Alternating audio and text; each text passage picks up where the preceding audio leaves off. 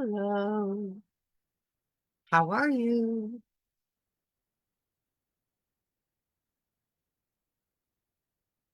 It's been one of those weeks. I had a lot done this morning. Let me see. Before 9:30 in the morning, I'd already cleaned the pool, changed the filter on the pool, put the vacuum in, put groceries away, and started laundry. And then I kind of petered out and ran out of steam. Whew. We're going to be a little bit, or starting a little bit early today, but we've got 3 blocks to go through. Not a lot of piecing because we've done so much of it already. It's just repeat and putting the blocks together. And then I want to walk you through how to do the sashings and put the rest of it together. I'm not going to actually put it together in class because I haven't laid my blocks out. I'm going to be rearranging them here and there. But I want to show you how to put it together. You're going to be putting it together on a diagonal. But, oh, tired. It's been a busy week. I mean, a really busy week. I feel like it's been nonstop. But just the way it goes sometimes.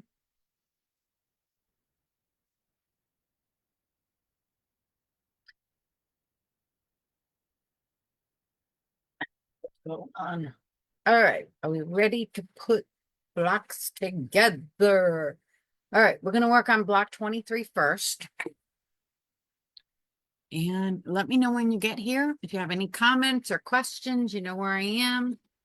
And hopefully, we can get this done.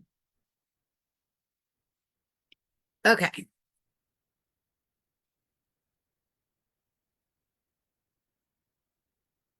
So this is what block 23 is going to look like. Okay. I'm going to show you one more time how I cut these, not necessarily how I piece it, but how I cut it. So you have an idea. Okay, so it's this, and it just it can be done in millions of different sizes, and they're considered, this is the A triangle and this is the B triangle. Okay. And most of the time they'll tell you how far to fold it up. So we're going to do the B part first. And I believe it's 1¼ inches we're folding over. So yes, I take my little ruler out and I go on the fold.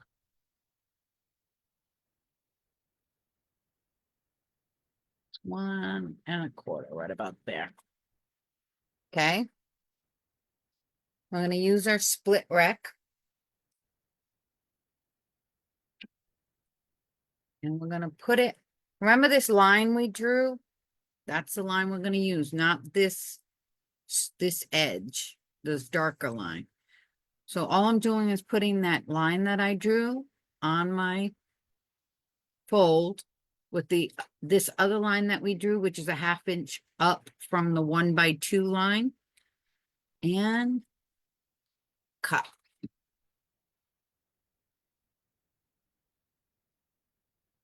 That's how you get one of those triangles.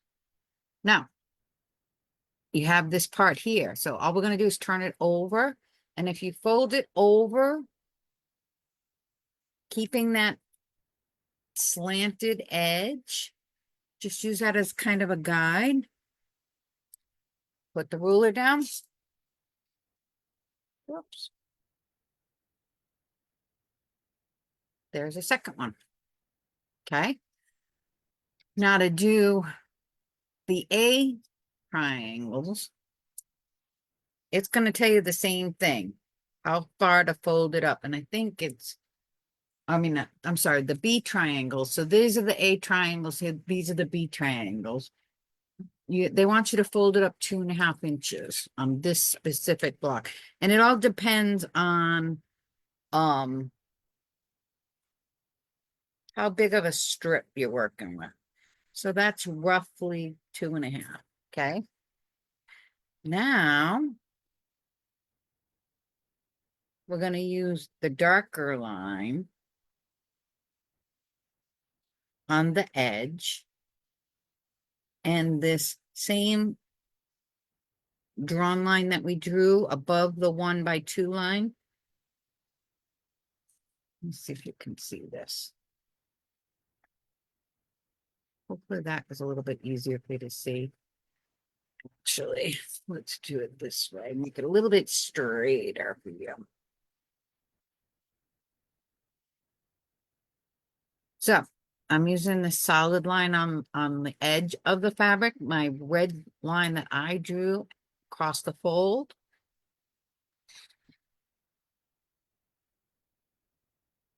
There we go. There's one. Now, what I'm going to do is I'm going to turn the fabric right side over, over again and fold it up. You can get rid of this little piece here.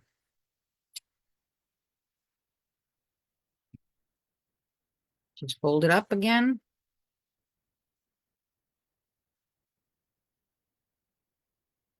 Put the ruler on. So again, solid line on the edge. The red line that I drew at the bottom.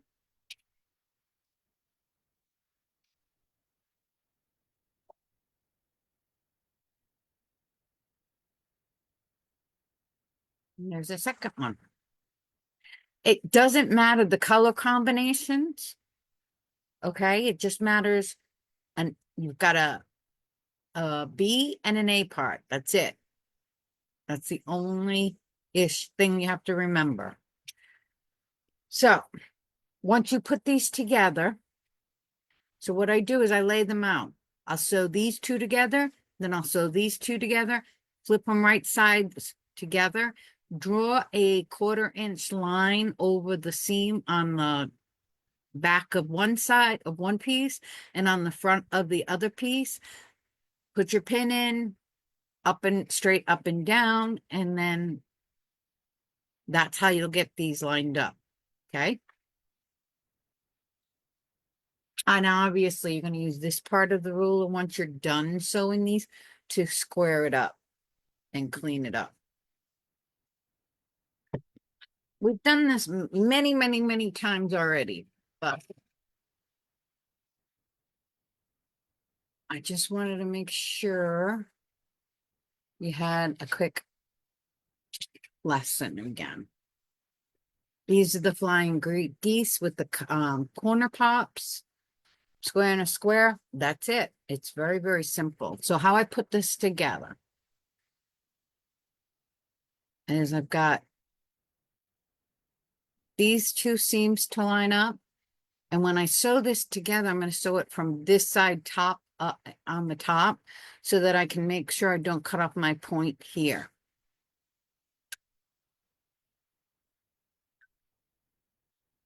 Hold on a second. Ugh.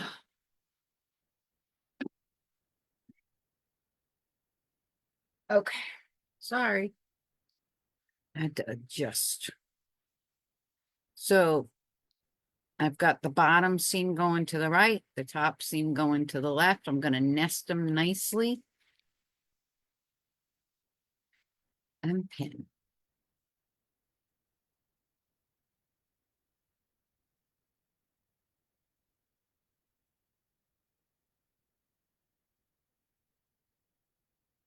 Same thing with this one. I iron these seams open when you finally put the two parts together. Okay, so when you iron these, you're going to iron your seam towards the triangle, this triangle, towards the A triangle. But when you sew the two halves together, I iron the seam open. It's just less bulk. So all I'm going to do is sew down and make sure I don't cross over my X right here.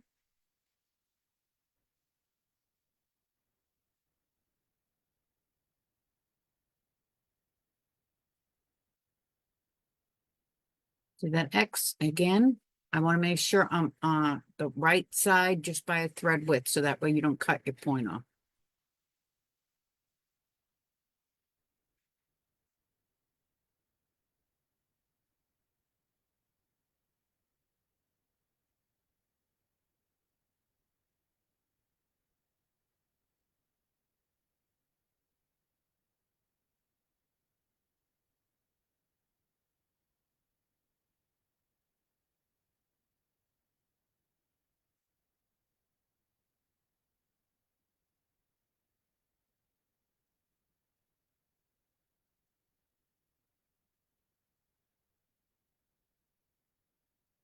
I'm always picking up my foot when I need to make sure my seams stay down. I'm stopping with my needle down in my seam before I pull my pin out.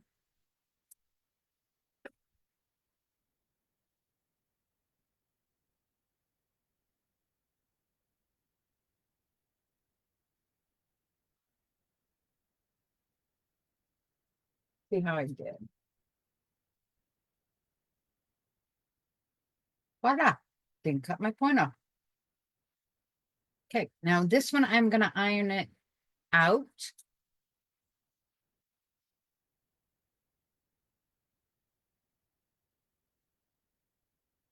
And of course I forgot to put my iron on again.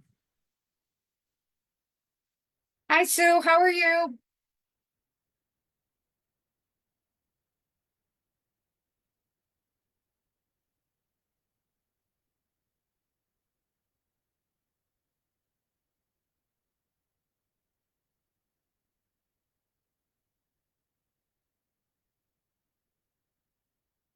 Nice of you to join me, Miss Sue. I gotta iron this again because the iron isn't hot enough. Oh, just ducky.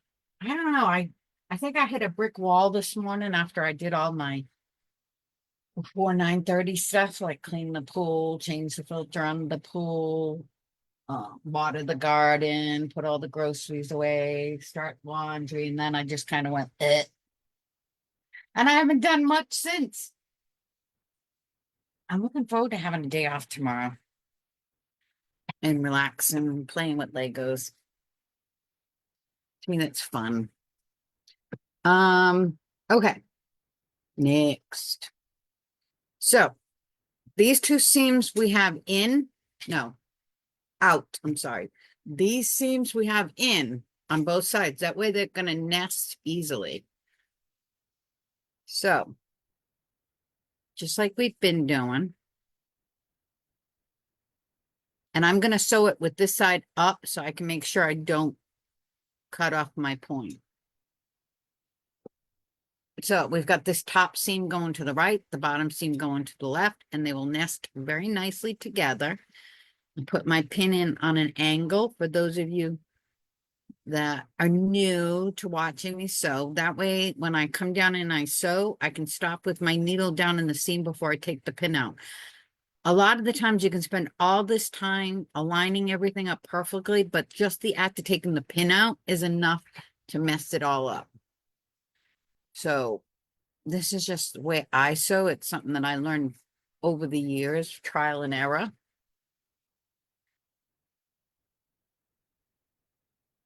There's one side, and we'll put the other side, and we can sew both sides at the same time, one right after another. Oop. Almost had it pinned in the wrong spot. Yeah, I was very tired this morning. I think it's because all week I've been going nonstop. Even Easter, I did like 4 shirts on Easter Sunday in between cooking for my embroidery job that I'm doing. And it's just been nonstop. I'm also doing a lot of behind the scenes work for the mystery quilt. Yeah, see, now you know. So again, they nest. I can look at them. I can feel them. If they feel nice and flat, you're great. If they feel bulky, these two seams, when you finally line them up, then something is wrong. But this way, I can sew, and here is where our X is. X marks the spot. And what that means is, as I'm sewing, obviously this has got to move over. I'm not there yet. But as I'm sewing, I want to make sure I'm on the right side of that X by a thread width, just a little bit. That way I don't cut the point off this side or that side. So that's my little trick for you. All right, let's go back to sewing.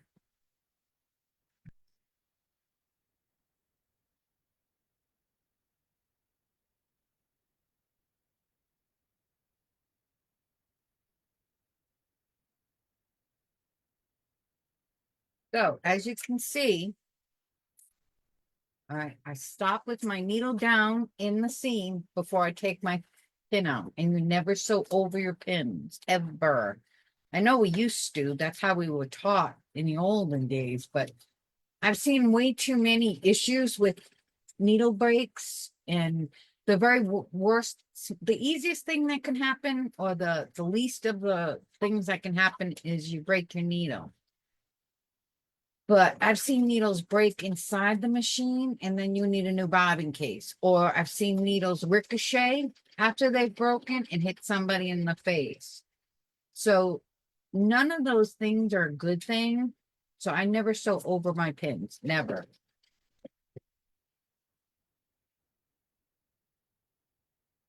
You're welcome.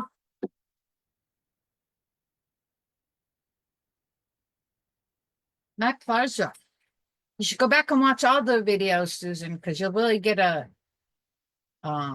earful. You probably get tired of me saying the same thing over and over again, because it's the same things that I've been teaching for years.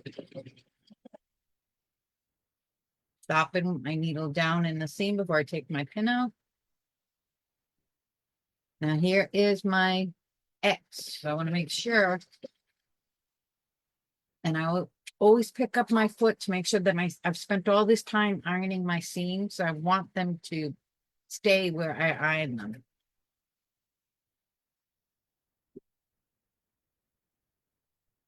Whoops.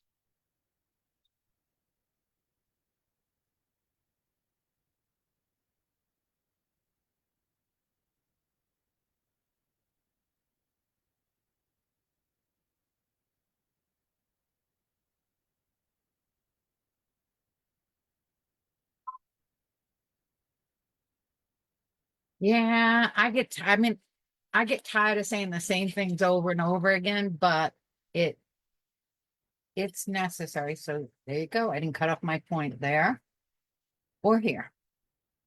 That's how you save all your points, whether they're flying geese or not, it doesn't make a difference. But when you see that X, so when you see that X, you don't want to sew on this side of the X. You want to be on that side of the X. So there you go. That side and that side. Didn't cut off my points. Whoops, wrong camera. What board? This? Let me see, hold on. This board? This isn't a board. This is a piece of it's called the Grid Glide. What it does is I have a Sew Steady table, which is the plastic table, and the Grid Glide goes over everything to give me a nice, smooth, even surface.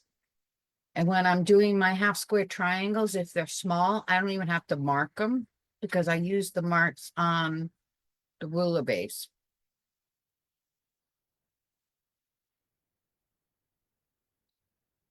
I don't know. Is your machine in a cabinet? Is your machine in the cabinet or on top of the cabinet? I forgot.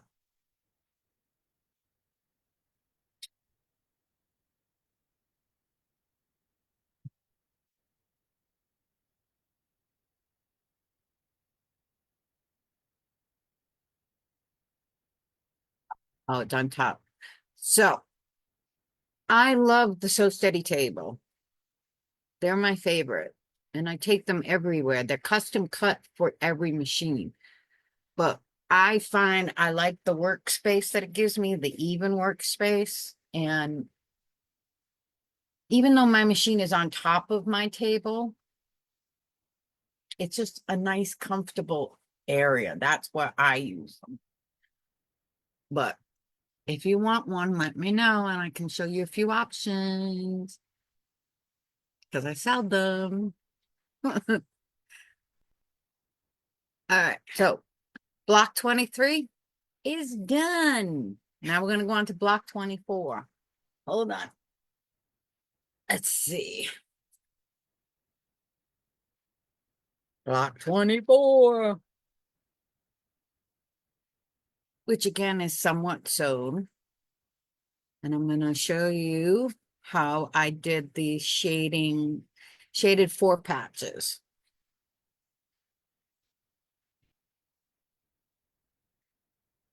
And here is a bigger version of the hourglass block. The only difference from the last one is it's a larger strip than the other size. So shaded 4 patch. And we have a hold on, I gotta grab something.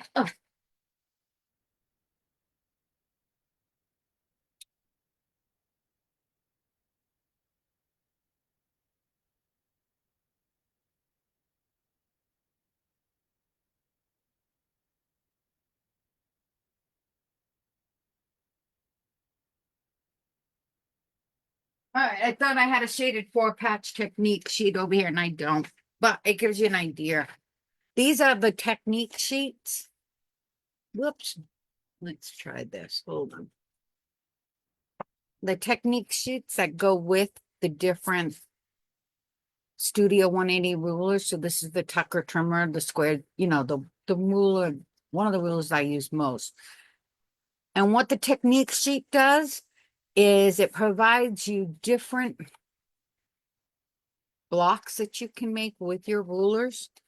And it will give you a table with the exact size that you want, whatever size that you want to make the block, and it will walk you through everything. So, for instance, this will be what your finished block size, your cut block size, position 1, 2, 3, all the different sizes that you would need, the different parts of the square. So this is the shaded 9 patch. This is what they call the shaded 4 patch. And I'm going to show you how I make it. I love Studio 180. As far as I'm concerned, they're the only rulers you need. You don't need all the other gadgety rulers. Once you get a set of Studio 180 rulers, then you don't need anything else. For me, personally, I've done a lot of designing quilts, and I'll come up with a block, and I'll be like, okay, now what the heck am I supposed to do to cut this? What size is it? Takes all the guesswork out of it for me because it tells me exactly how big to cut everything. So when I started quilting for business and making custom quilts, these rulers and the technique sheets were phenomenal because it helped me make any type of block I wanted. I could draw a pattern, a design on a piece of paper and know exactly, depending on how big the quilt is going to be, how big each one of the squares had to be and how to cut them really simply. Okay. To do the shaded 4 patch, oops.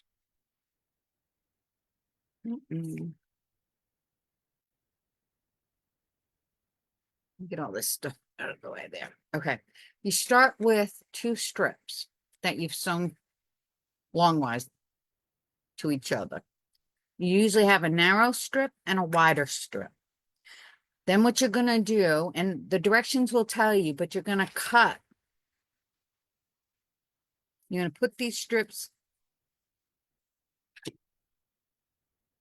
together, right sides together, and then you're going to cut however big it tells you to cut. And for this one, Nola, shush. Hold on. For this one, it wants you to cut them 2 1/4.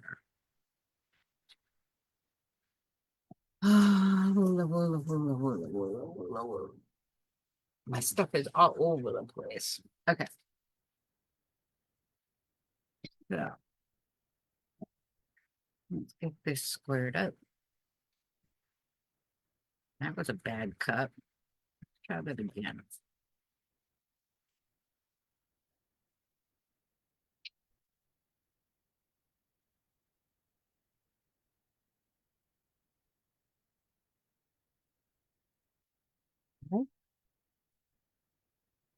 Now this one's really simple because you don't have to worry about it too much.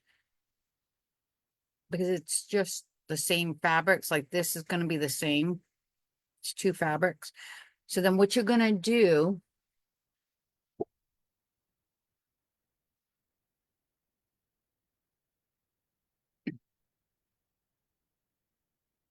is you're going to sew them together. This side.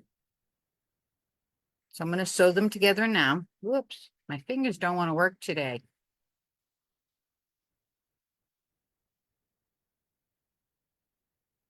This is a quick lesson.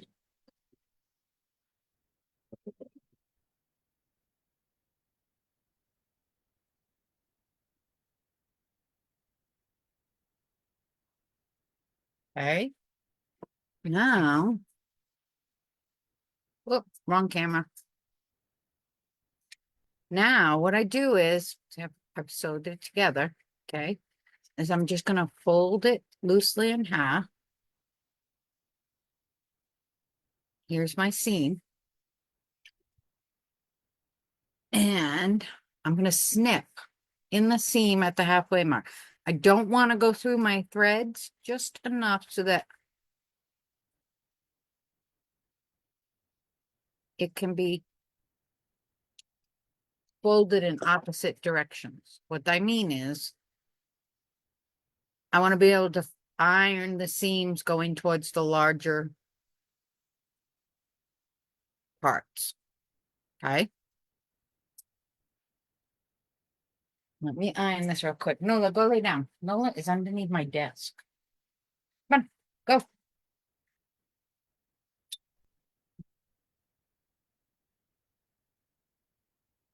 She's being antsy today. Bobo's not happy because he's in the crate because Brian and Aaron left and they can't leave him in his room by himself because he decides to be destructive. So he's in the crate and he's not happy about it. Okay. Let's see if I have some white rectangle. Did I? I don't know if I did. Okay. I didn't, but we'll go through ahead with this. So what you would now do, okay, is you would put your large rectangle right side together with this. And then any ruler that has a 45-degree mark, you're going to put it on the edge. 45-degree on the edge there. And the angle is going to be just a little bit over the X or the plus. See this seam right here? You want that ruler right over. Let me draw it for you. These are the seams. So we want the ruler to be this way, right over that seam. Okay.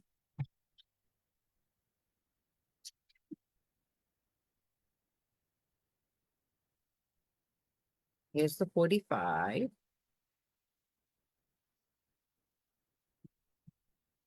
And here is our X. I'm going to draw a line right there. Then we're going to turn it around and do the same thing.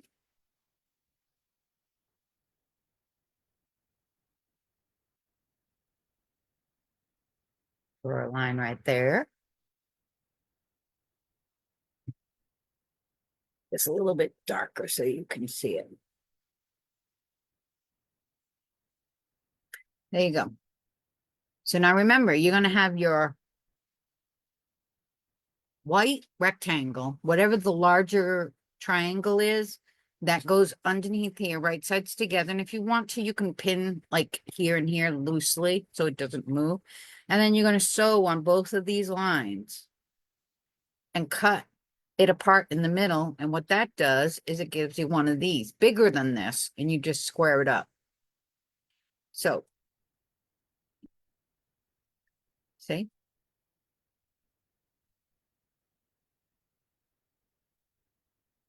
Simple, but it's a cool technique. You have any questions, Susan? Or Sue, I should say?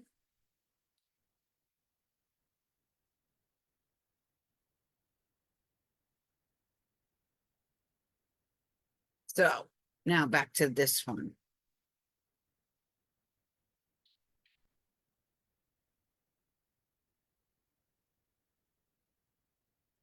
Line geese around a square with corner squares, hourglass, and then shaded 4-patch.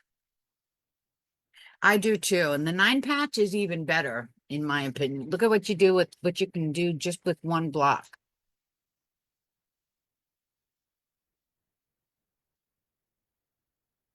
Isn't that cool?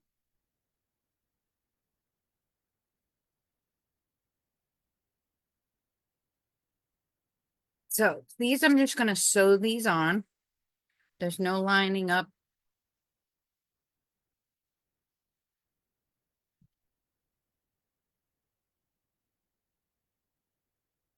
That's why I love dead Tucker rulers.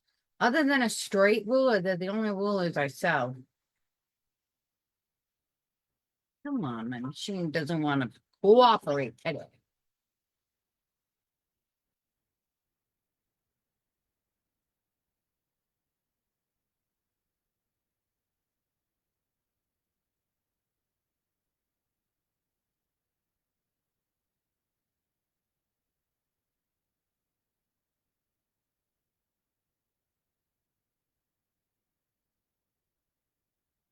Yep, exactly.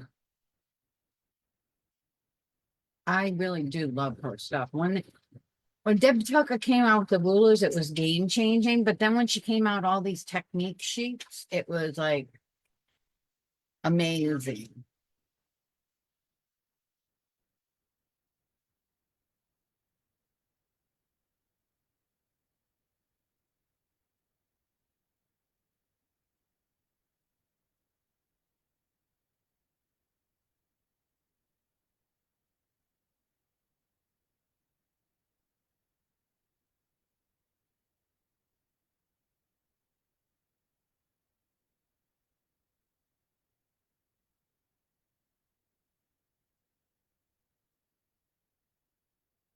Yeah, you can pick up the rulers a little bit at a time too.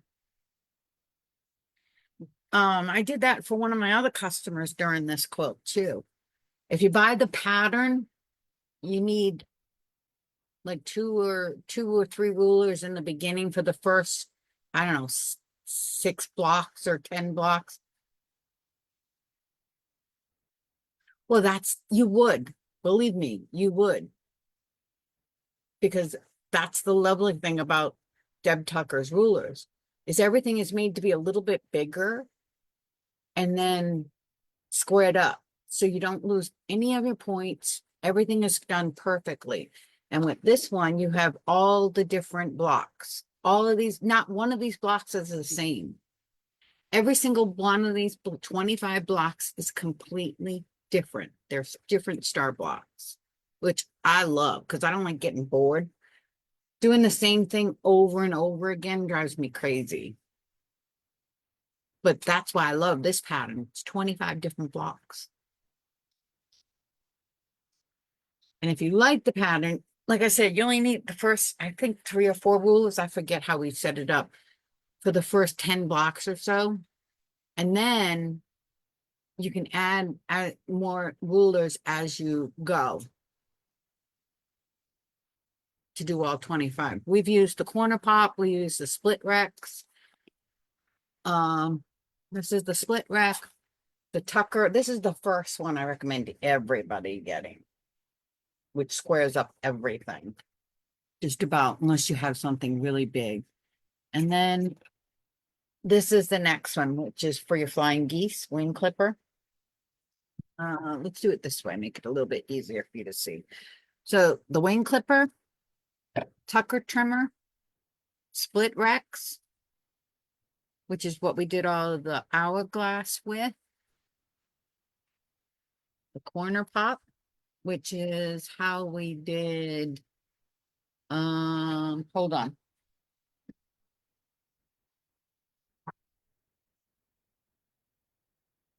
corner pop is how we did this part. So this is a flying geese that we cut the sides off and added these corner pieces.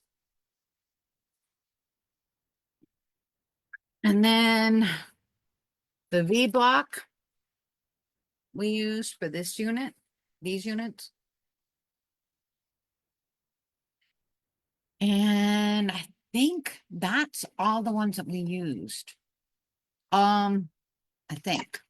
Yeah, I think that's all the one that we used in this quilt. But like I said, the nice thing is you're not buying them just for one quilt. There's so many things that you can do with these rulers. I love them. Okay, back to this. So we're gonna iron these out. No, iron these in. I'm sorry. I'm gonna iron them in so we can line up our seams for nestings. That's why I wanted to do this quilt because it was so much fun. And it's a big quilt. I mean, it turned out to be a big quilt. You could actually make it larger by increasing the border. Um, Hold on while I wait for my iron to heat up. Oh, I forget how big this one turned out to be.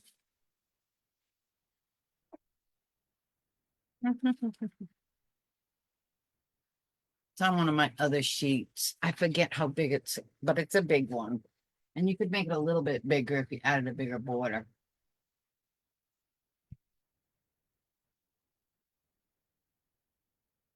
Yeah, I'm going to be adding all the videos because Facebook has decided it will only keep live videos for 30 days. So I got to slowly add them onto my YouTube page to keep them.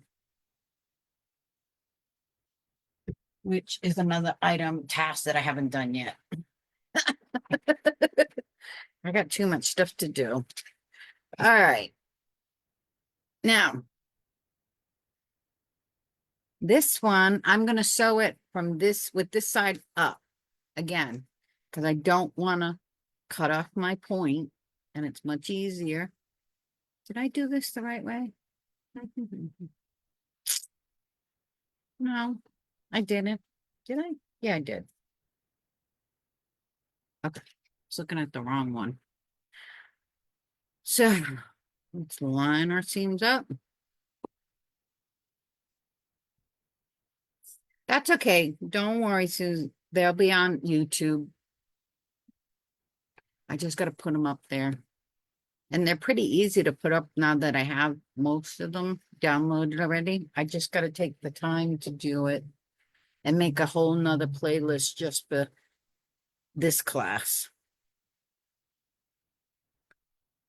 Again, here is your X.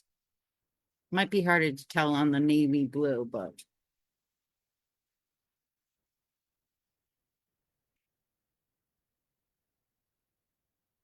here's my X. Hopefully you can see it. Maybe if I did it in black.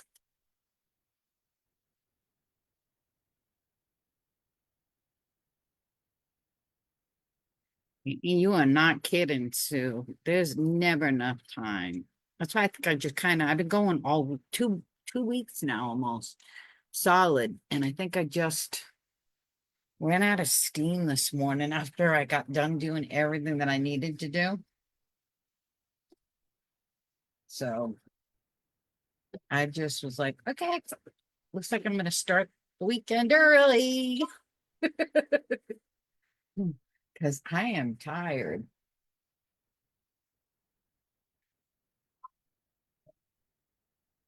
All right. There is never enough time in my schedule.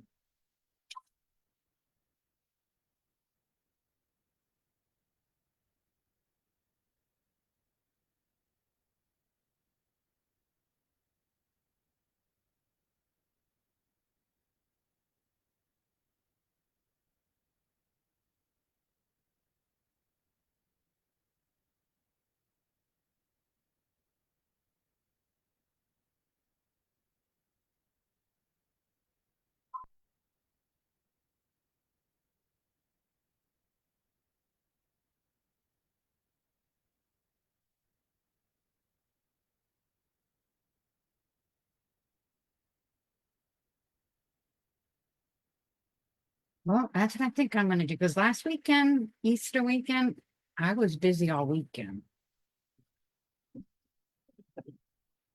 I was doing what I thought was the last of my custom embroidery shirt order, and when I dropped everything off on Tuesday, I had another 2 dozen shirts to do. So I wasn't expecting that.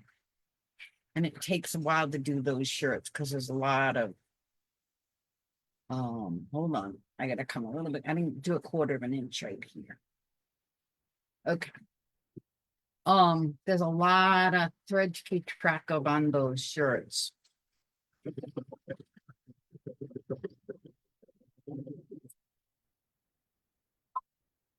There's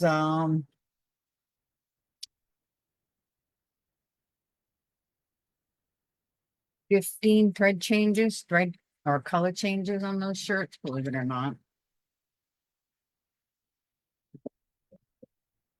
And I'm not using my big machine. I'm only using my 6 needle machine. So unfortunately, it's taking me longer because my big needle, my 15 needle machine is in the warehouse.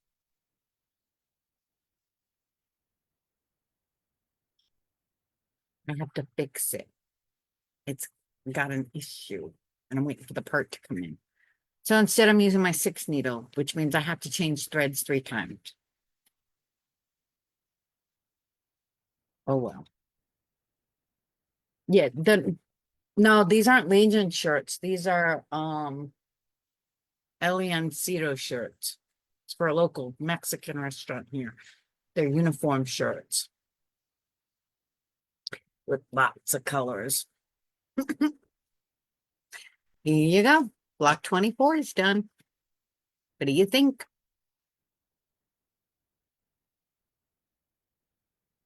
Everything lines up and I didn't cut off any of my points. Woohoo!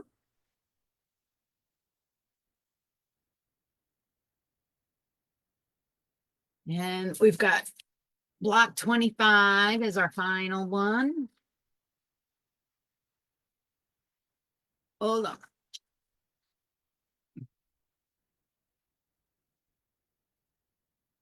All right. Now I got to lay these all out. That's why I'm going to walk you through sashing today, but I'm not going to actually do it because it's not hard, but I'll tell you how we do it.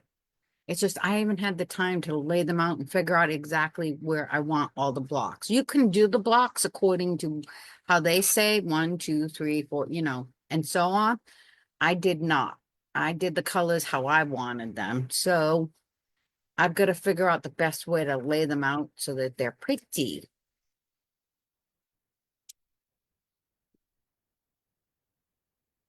All right. I'm not going to go through how to sew all these together because we've done this 100 times. This one here, this center one is probably the hardest, but we've already, not the hardest, um, it's not difficult. What I mean to say is that it's a little confusing. So I'm going to go over that one for you, just to show you. All right. And I need a bigger piece of fabric. Something light. Hold on. Hold on. Excuses, please. Okay, we can use this. This is not as big as you need. I mean, this is way bigger than you need, but at least then you can see it. I hope.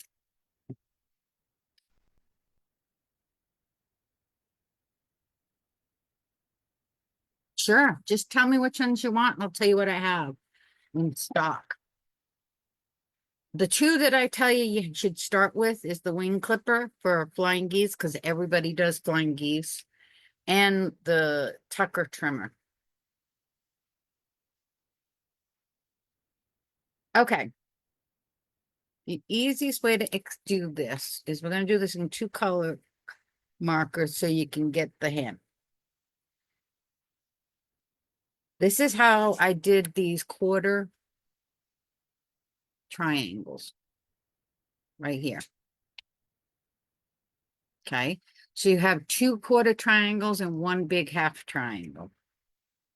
To do the quarter triangles, let's think it just like you're doing a half square triangle. You got both fabrics to right sides together, and you've got your X diagonally. Instead, what I do is after I draw the X, I draw a 1/4 inch line on each side of the center.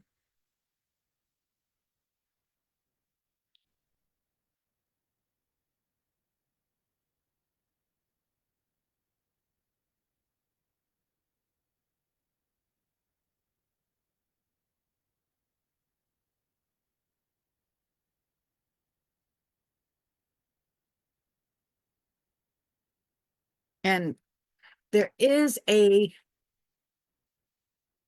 technique sheet for this too. Hold on.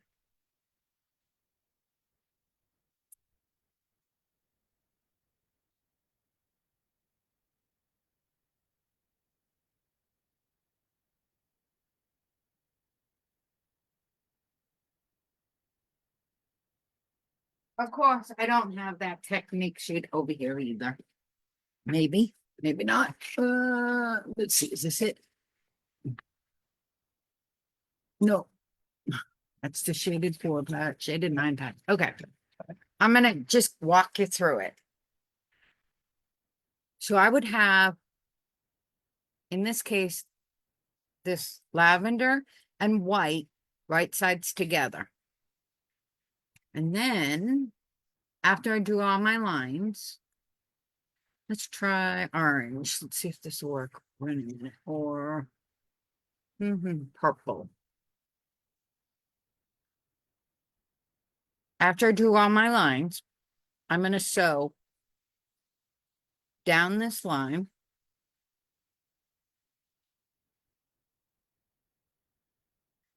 over to this side and then down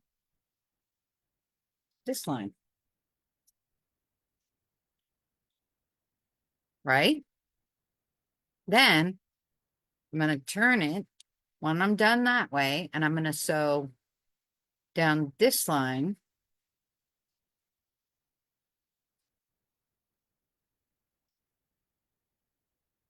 over to here and down this line. So it looks like you're sewing a pinwheel. But what you're doing is then you're going to cut on the black line, that first set of diagonal lines. And by having both of these right sides together, you're going to make 4 of these quarter triangle sets. See these? And then all you have to do is take your other triangle, sew it to these, and square it up. Hopefully, that's a little bit easier for you to understand. Have any questions for me? I know it sounds difficult and crazy, but it's really not. It's easy. And the technique sheet works you through it all the way.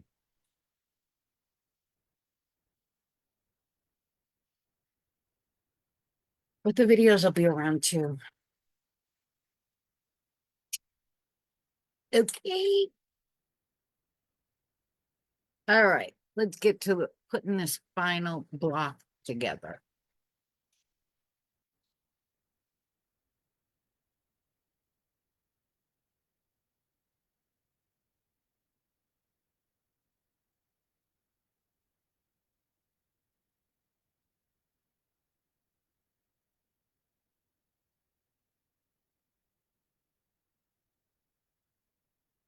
Yeah, by the time you're ready to do them, all the videos will probably be on YouTube. There we go. Here is our final block. And there's a lot to do here, so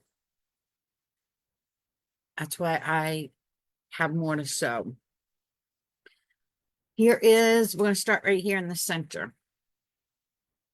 All I do to line this up, see the little, what do you call it? this little arrow right here.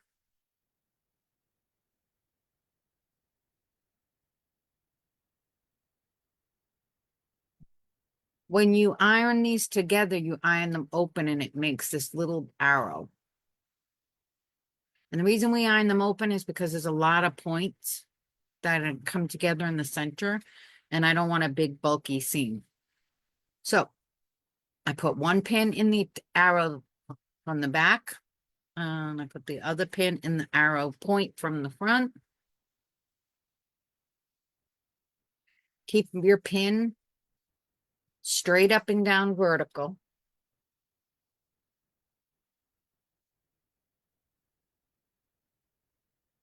And put a pin in.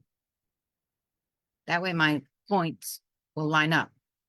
When I sew, I want to be just like we did before on this side,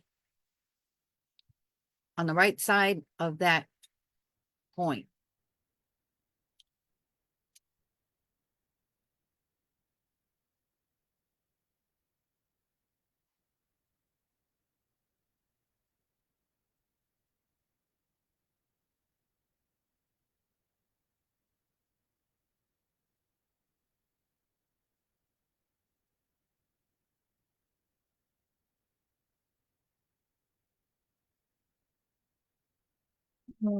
I really have to change this machine out to my other machine, but I really don't want to.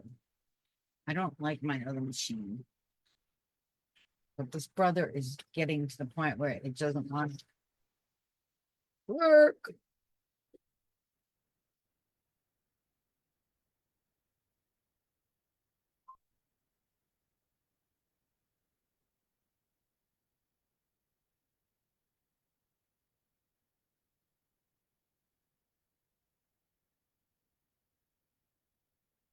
Let's see how I did. Voila!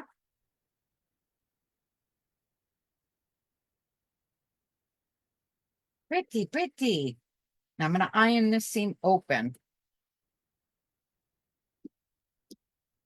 There's so much going on in the center here. If you try to iron the seam one side or the other, it's going to be very, very bulky. And I have a tendency, when I have something like this, I will iron this part of the seam open. When I have something like this, because I've already ironed, some of these are open, some of these are not. So I will iron this part open, and then I will turn it around and use the tip of my iron to iron the rest of it open. That way I'm not fighting with all of these seams that I've already ironed down and start ironing them in the different directions than what I want.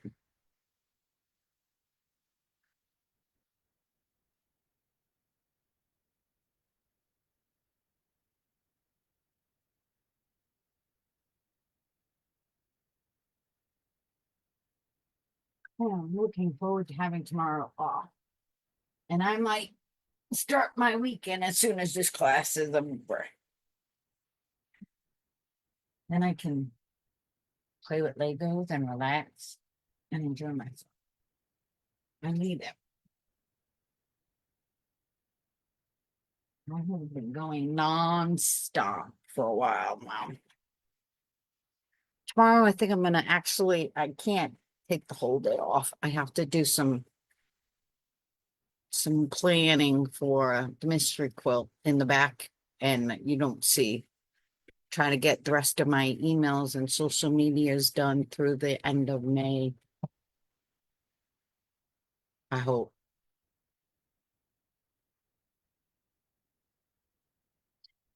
Okay.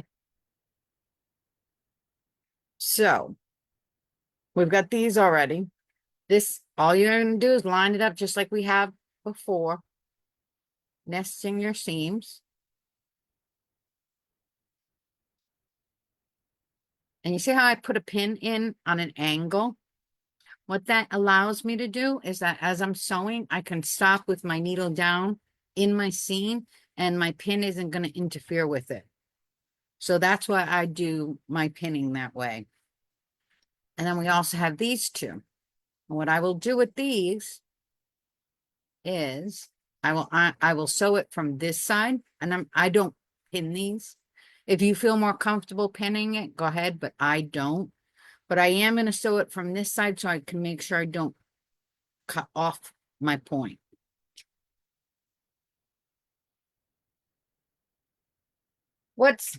It's a free mystery quilt. So what that means is as of May 31st, I'm going to start giving you clues. On May 31st, it's a mini mystery. So what that means is it's a 1-day mystery. So you're not making a huge quilt, but you are making blocks that will go with previous mysteries, or it's a large block, 21 inches, that you can make a table runner with or turn it into quilts, making more than one block. But this mystery, you're going to be following Laura, who is an FBI agent. It's going to be fun. Trust me. It's a 1-day thing, but it's going to be a load of fun. I was not able to participate in the mini mystery that was in March. But I will have that pattern, which is the same size as the pattern we're doing on May 31st. So this is just to give you a taste. And then we're going to do a large full-size mystery in July. Basically, May 31st, I'm going to start giving you clues all day to make a 21-inch block. Does that make sense? You've never seen a mystery before? Like a mystery quilt where you don't know what it's going to look like? All you know is fabrics, that you know how much fabric you need? Kind of like, have you ever seen, what's her name? Bonnie Hunter's mystery quilt every year that she does. So she just gives you the name of the quilt and how much fabric you need in each week. She gives you a different block to do. And you don't know how the quilt's going to look until the end when you put all the blocks together. That's what it is. Except this is a mini mystery, so it's only one block, one big block. But like I said, I will have the March mini mystery pattern, which is the same size, so you can make a quilt with 2 different size blocks. And it's free. It will give you, get wet your whistle per se to the next big mystery, which is a full-size quilt.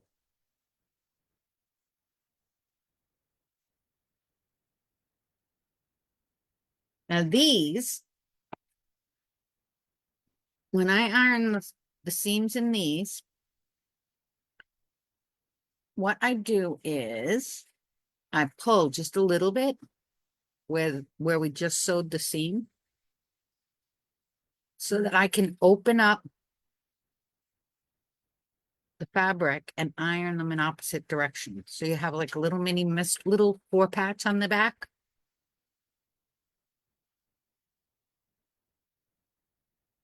And what that does is, one, it gives me an opportunity to put the fabric on opposite sides. So no matter which side you're putting this block on, I can line it up with the right seam. So all I did was, again, this is the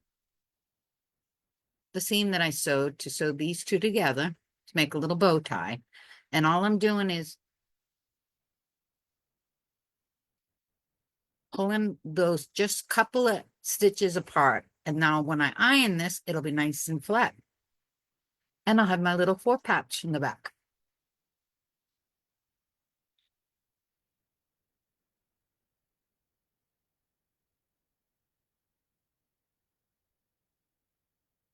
It's gonna be fun. Pretty soon, next month, next month, May, I'm gonna start posting little minute cartoons from the previous mystery, so you can figure out find out more information about Laura, and that way you'll get an idea of what we're doing. It's fun. Trust me, it'll be fun.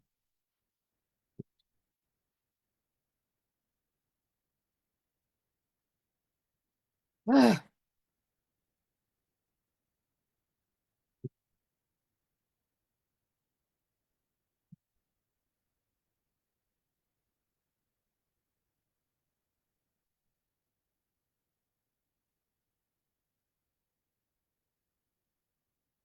You get my email, Sue?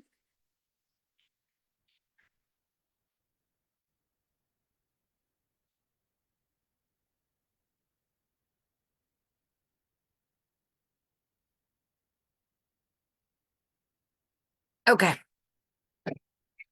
I sent you an email this morning, I think, about your part coming in and about my visit for you. Oh, I forgot. I have one more piece to sew. Sorry.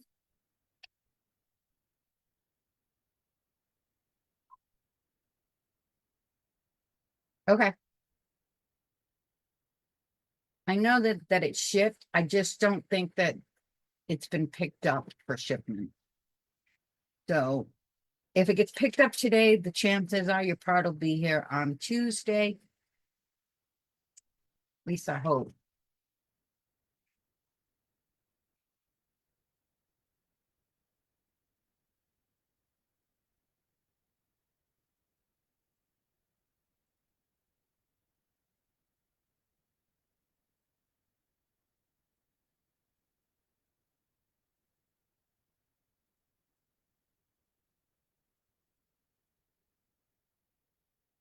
Nah, you're fine.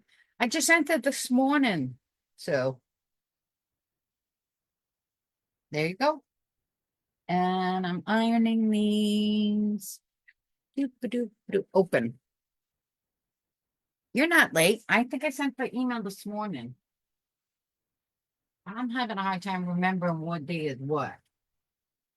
So I think they shipped it yesterday, or they packaged it, I should say yesterday, or this morning.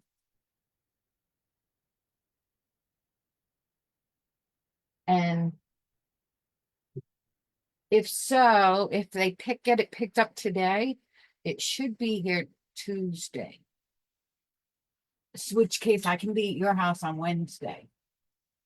And if it doesn't come in Tuesday, we'll just put it a day later. So if it comes in Wednesday, I'll be there Thursday.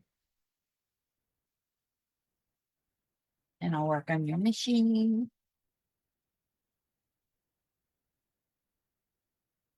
Oh, and I also ordered your battleizer too. It'll be delivered to your house. All right. Whew. Almost done. So now these are simple to sew, and I'm just gonna line them up.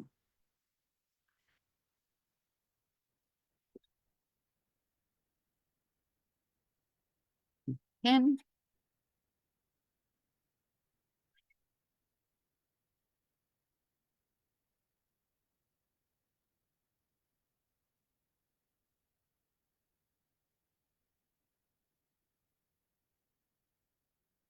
it's gonna be a busy month in May. I already got 2 machines lined up for repairs too, besides yours. No, no, because you know why? I don't like wool in Florida, but I can bring you something that you'll like even better. Um, Wool, you have to do a lot of prep work, ironing the sides down and all this other stuff. I don't like that. It's a pain in the butt. But if you want the puffiness of the wool, what I recommend is the puff batting by Quilted Dreams. Um, I must have a piece over here. Give me a second. I'll show you what I need.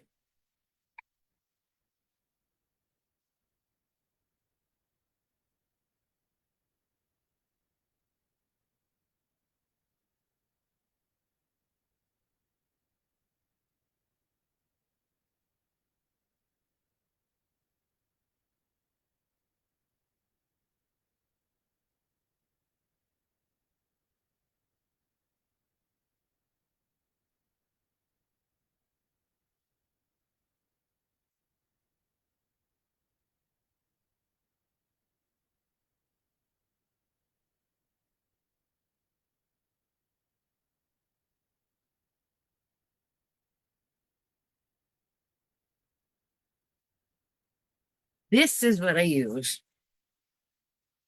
And it's a puff, just like it'll give you that extra, the extra that you want for the puffiness without the extra work.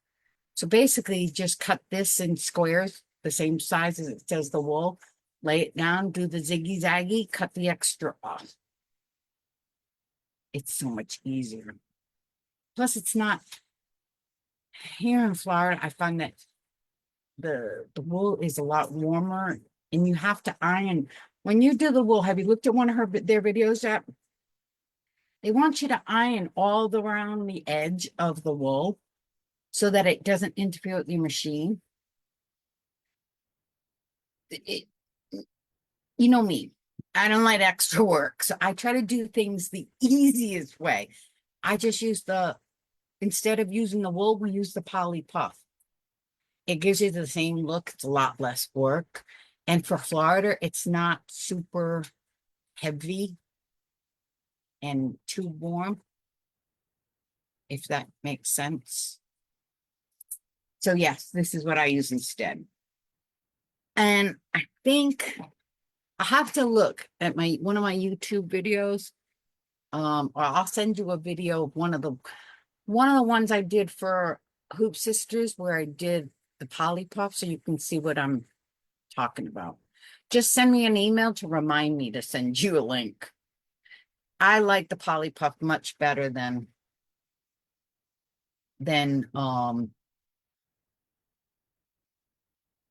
wool. Yes, it's easier to wash. It's to me, it's a lot less aggravation. Is it Hoop Sisters approved? No, but you know me. I tend to change things anyway, and I do things easier. I hate making things difficult for myself or time consuming. Okay. Time for me is more important than almost anything in the world because I never have enough time. So if I can spare myself a little bit of time here and there and extra work, I'm all for it.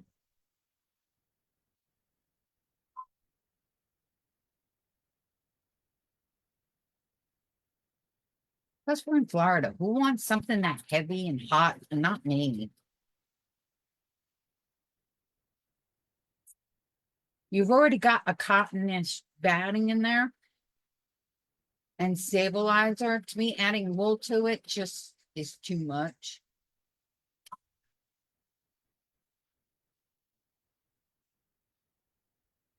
All right. Pretty.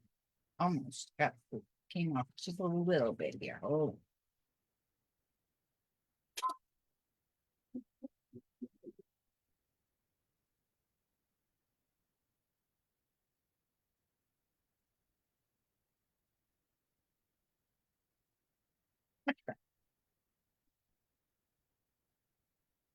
yes, poly puff.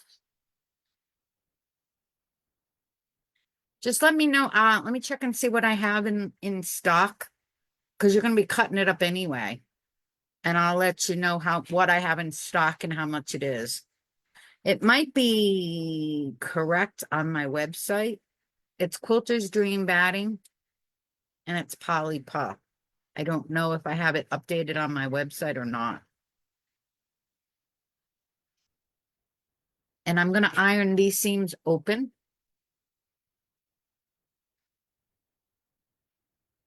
That's what it looks like when I'm done. I just got to iron these seams open. Well, that's why it's good that I have a journey. What is that? A SUV hybrid? Let me tell you, I put a lot of stuff in that thing, especially when me and my girlfriend went to retreat and I was the driver. There wasn't a single spot left in that car.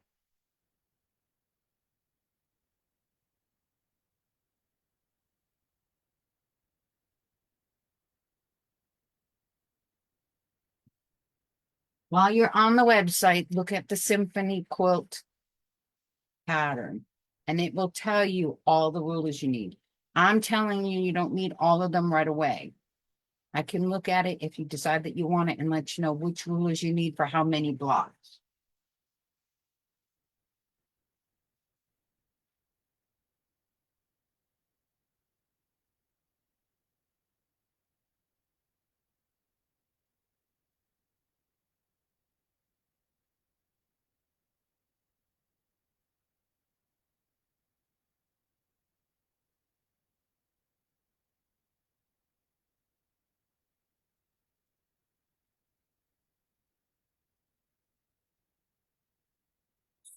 Almost done.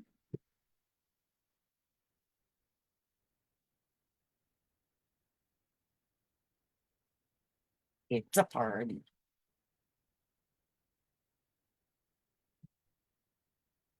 Party, party, party. Okay. We're going to line up these seams and these seams. One side at a time. So I'm going to line up the center first.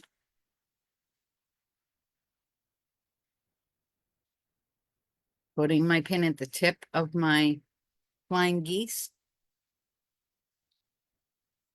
And right here on the square.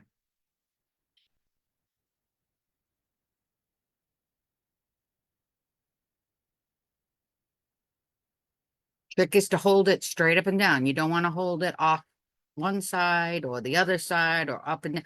You want to hold it vertical. That's why I've got it between my two fingers. That way you know you're going to connect. If you don't do that, you're going to be off a little bit. Then I put my pin in before I take my pin out. Let's see.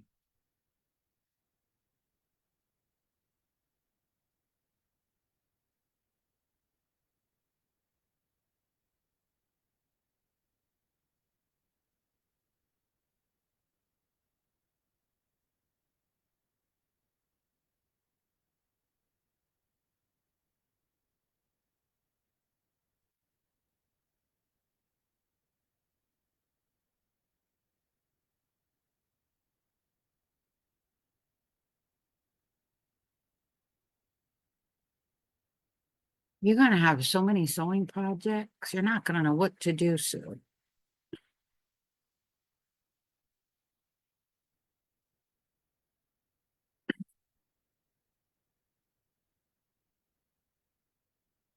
I'm going to sew this part now.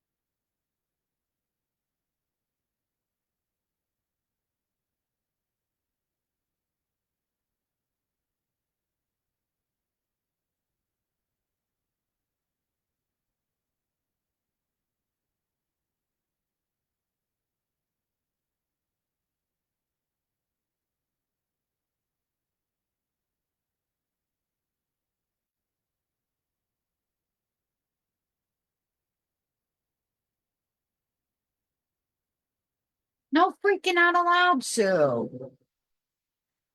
The nice thing about having all of these different projects is you can do, like, for instance, okay, I've only been working on 2 symphony blocks a week. So in between 2 symphony blocks, I work on shirts. I work on other quilts. So for me, I love it because you don't get bored. I'm working on so many different things at the same time that I can work a little bit on everything and just keep on going. So the symphony blocks I've been working on for 3 months. I think at least 3 months I've been doing it on here. Oh, the brother in Ovis. I've had this machine for a while. I'm a brother and a baby lock girl. I like brothers and baby locks.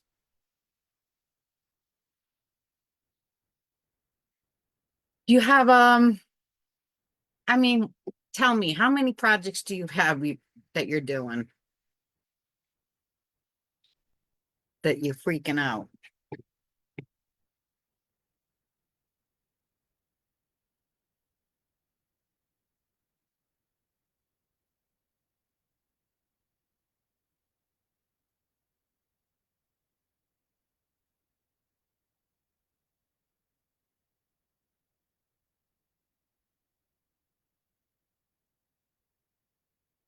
Why don't you like baby lock? Baby lock and brothers are exactly the same machine.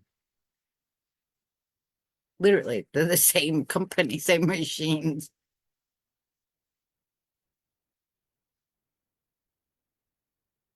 I have a Viking, which I don't like, but it was, I got it when my mother-in-law passed away.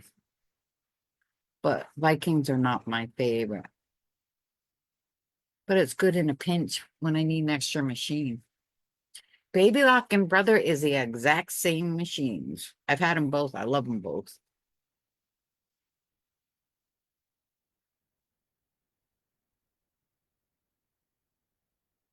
So you didn't answer my question. How many projects do you have that you're working on?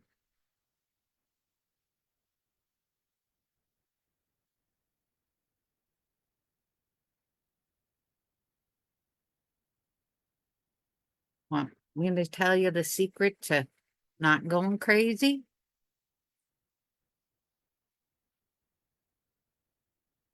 Can I show you?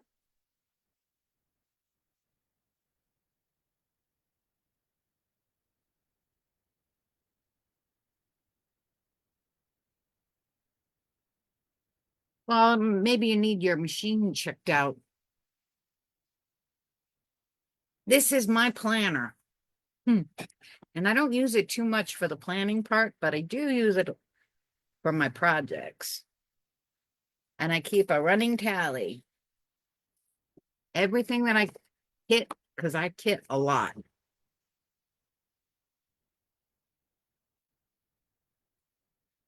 And it gives me where I am in each one of them. And I just keep writing them down.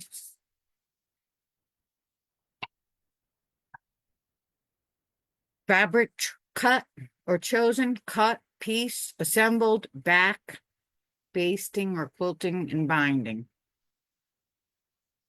I have more than this, but this is what I finally figured out to keep all of my brain cells going. So, because I have a ton of kits, as you can tell or figure, because of owning a shop. Every time I buy fabric for the store that I like, I put a kit together. I have a lot. So I write every time I put a kit together, I write it in my project list. So I know exactly where I am, how many I have, what I have. And as I'm going through, I check off. I cut all the fabric for that one. Check. I have a lot of quilts that are done that are not quilted yet. Why? Because I ain't got enough time to do all that. Between trying to keep everything else going and yeah, see, I don't do that. I ain't got time to be finishing one project at a time. Mm-mm. If I did that, nobody would learn anything because I teach more than one quilt at a time. I'm teaching two, three, four, five different things. I don't like to get bored. So I don't like quilt projects where I'm doing the same block over and over and over again. And if I have to do one like that, that's why I like having multiple projects because I can do a little bit on this one when it's starting to aggravate me because it's too boring.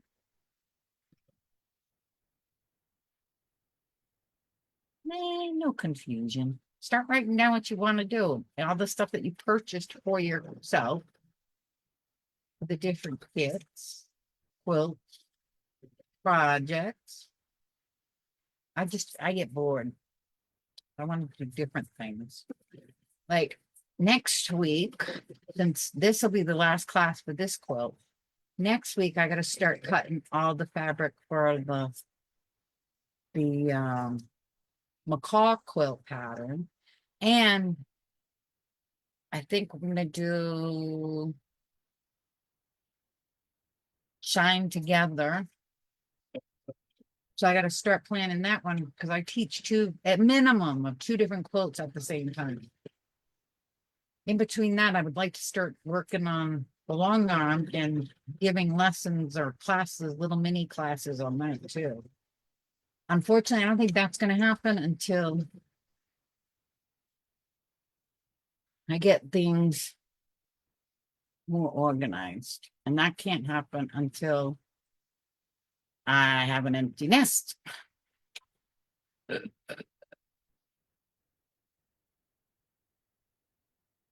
All right, Nola, I'm almost done. Look at this. Isn't that pretty?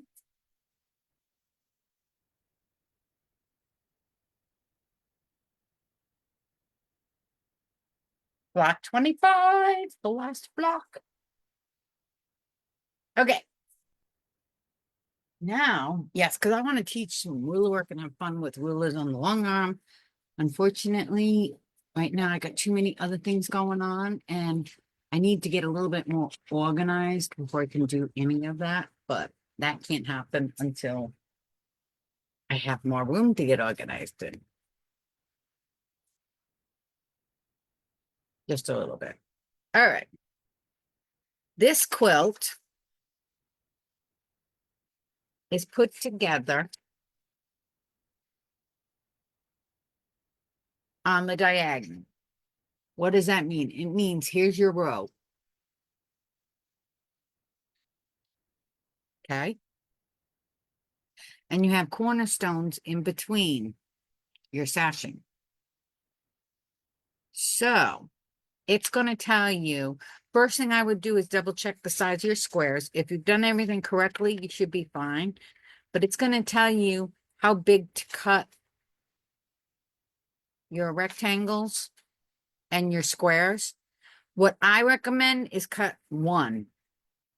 Cut one rectangle sashing and two cornerstones and sew them together and put them up against your block and make sure your seam allowance is good to work with this. Meaning, if you sew your seam allowance a little bit too big or a little bit too small, measurements for the sashing and the cornerstones might be either too long or too short. So I recommend doing one small set of sashing and cornerstones and then hold it up against your block so that you can see and make sure it lines up so your seams will line up. Okay. It's not difficult, but it's just not everybody has the 1/4 inch seam down.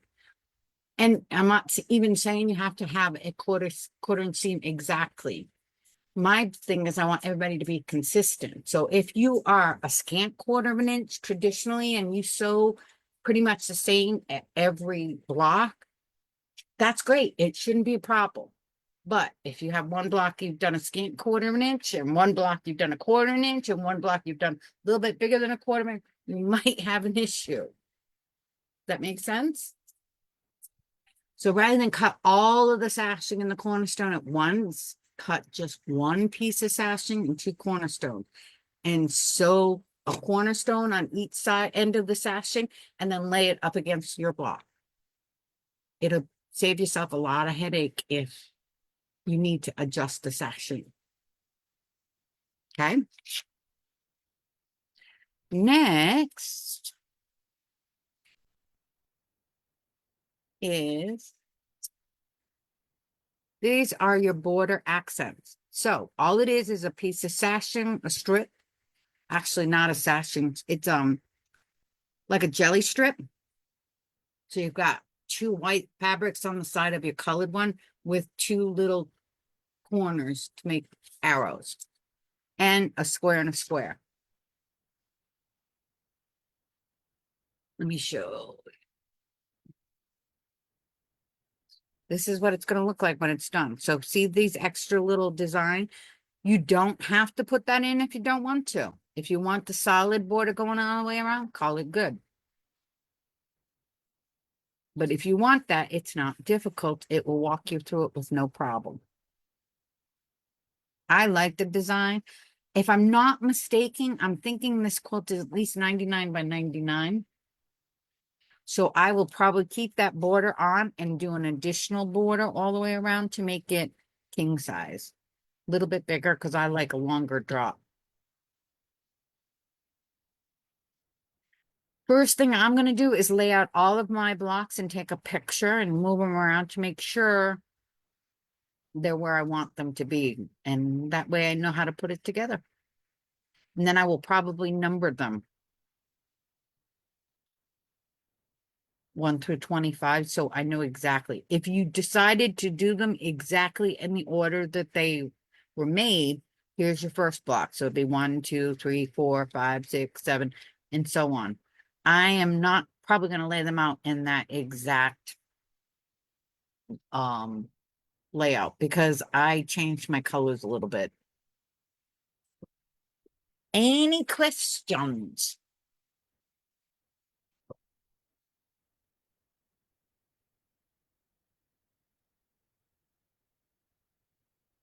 This video will be up for at least 30 days.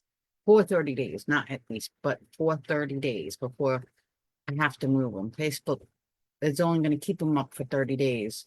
I've already downloaded them all so I can put them over on YouTube, but I just haven't had the spare time.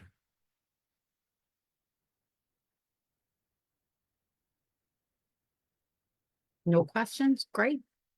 I hope you have a lovely weekend. My pleasure, Sue. Don't forget to send me that email so I can remember what I got to do for you. Oh, I have to send you a link for the Hoop Sisters. So write that down on how I do the Polly Puff. And I got to look and see what Polly Puff sizes I have. But you got to remind me. Because my brain is like a sieve. All right, my dear. I hope you have a lovely, lovely weekend. Nice for everybody else too. And I will see you in a couple of weeks when I decide when I'm going to do the other quilts. Right now, I know I'm not doing anything until well after Mother's Day. I have to get all of the fabric from the McCaw kitted and to customers, and then I have to cut it for my own kit before I can even start working on classes. All right, my dear. Have a great time. Bye.